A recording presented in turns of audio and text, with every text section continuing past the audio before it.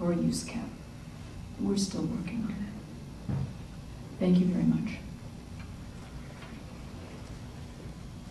Anyone else here in the front row that wants to make comments? Okay. Going to the second row. Is there anybody who would like to come forward and make comments? Tricia, have you covered everything for everyone? Huh? Oh, yeah, I'm sorry. Come on forward. I beg your pardon.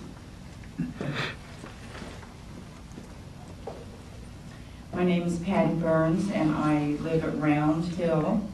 And that, for some reason, to me, seems like it's going to be the most effective if this zoning is rezoning is passed. We have a huge problem with the traffic right now on Roswell Road and Glen Ridge. It's horrible. It's a nightmare. And we are in a very difficult spot where when we try to pull out of our neighborhood and we turn right, there's only two places to turn left onto Glen Ridge, and if there's 2 cars in there, we can't ever get out to turn back onto Glen Ridge. So the other problem we're having is when the 2 cars are turning left onto Glen Ridge, all the other cars going south on Roswell Road to turn left on Glen Ridge get behind it. So there's like about 10 to 20 cars at a red light. So what happens there is there's this block, and then when people are coming who live in Round Hill, when people are coming north to turn left into Round Hill where there is a squiggle that we're supposed to be able to turn in, we cannot get in. So then that blocks up traffic all the way back through the intersection down Roswell Road and Glen Ridge. So it makes a total traffic jam. I did speak to Mark Moore, who's a traffic engineer, last week, and he gave me some statistics, and the statistics were, and I'm sure he got most of these from Mr. Galloway, about how many people would be in there. We would have 40 in the AM, I think 40 more cars in that area, and in the evening 40 more cars. The other problem I see is the entrance and exit to the Church of Scientology is just a few feet from our entrance across the street, and then just a few feet from Carriage Gate, which is down the street. So they're even going to have trouble turning right or turning left. So the biggest problem I have with this is the traffic and the parking. And we're talking about 600 people and maybe 147 come to services. At this time, there's only 71 parking places on the property. They are working with the post office next door to get some kind of an agreement to use, I believe it's 30-some extra parking places. I think that is somewhere around that number. Am I close? Am I close to that? There are a lot on the postal service. We don't know how many they'll use. Okay. So as far as the parking, when you think about 46,000 square feet, that's a lot of parking. There's going to be a lot of people in there, no matter what is being said right initially. And we don't know what all the conditions are going to be, and that's something we're going to be working towards. But that seems to be the biggest problem everybody has, is with parking and with the traffic. And another thing Mark Moore, who is the traffic engineer, discussed with me, which I discussed with him, was could we do something with that intersection? Because at one time Fulton County was going to make Glen Ridge kind of come into Round Hill, so it would just be a straight shot and there wouldn't be all these little squiggles in that intersection. And he said at this time they have no plans to do it and no money to do it, and it's not even a consideration. And one other thing I'd like to mention is there is a small parcel of land right on the Glen Ridge side that belongs to Fulton County. And so that's another thing we would have to go through in order to change that intersection. We'd have to work with Fulton County as well. So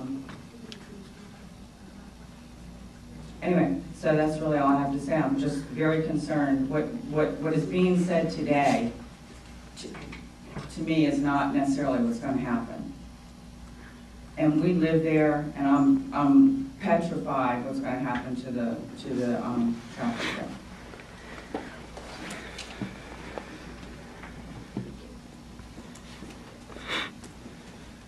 Okay, sir?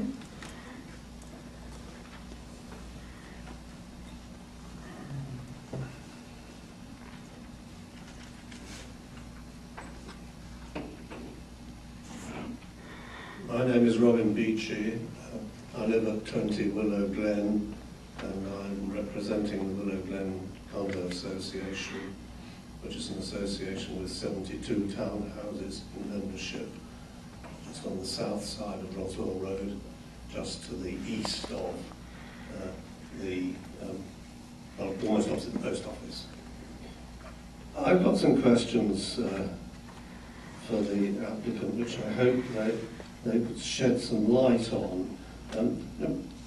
This is a big jump from the current premises. I've been and looked at the current premises. I haven't been inside them. They're significantly smaller than this. Can we know what the size of the current premises is?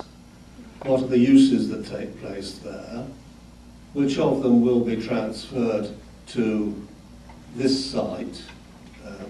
And if there is to be no narco-anon, is narco-anon something which occurs at the present site? And if so, where will it be based in the future? I'm not sure of the figure, but I believe you paid $5.5 million for this property. The time when the property market was a bit better than it is at the moment. It seems to me that it must represent ambition to grow. There is if you Google Church of Scientology Atlanta, there are a number of things that come up, and one of them, which, except it's not a press release, I think it's basically a blog, but it looks very much like Church of Scientology logos and pictures and so forth. New Church of Scientology on the way for Atlanta. And one of the paragraphs says, the goal for all Atlanta area Scientologists is to build a true ideal Scientology organization in the same vein as was done for New York, Buffalo, San Francisco and Johannesburg, where the organization is capable of providing a level of service to the community commensurate with the importance and size of Atlanta. Now, I've looked at one or two of the other websites, and I think the Buffalo one talks in expansive terms about having facilities for weddings and gatherings and meetings, etc. And I'm just puzzled as to how you envisage this church growing without the membership growing, or without the people who come to it increasing, and how you can possibly fit those people, if they come together at one time, in as small an area as the underground parking garage that you're talking about. I did note when the presentation was being made a few minutes ago that you talked about the possibility that from time to time there'll be gatherings of 250 people and so forth, and you sort of slid over and said, and we'll find some way of fixing the parking for that. How are you going to fix the parking for that? I'd like an answer to some of these questions, because at the moment I'm just puzzled as to what the ambitions and aspirations of the Church of Scientology are for this building. If it's outgrown its current premises, which is what this website says, how much larger does it want to grow? Not is it going to grow? How much larger does it want to grow? How much larger would it like to be? Why did it buy a property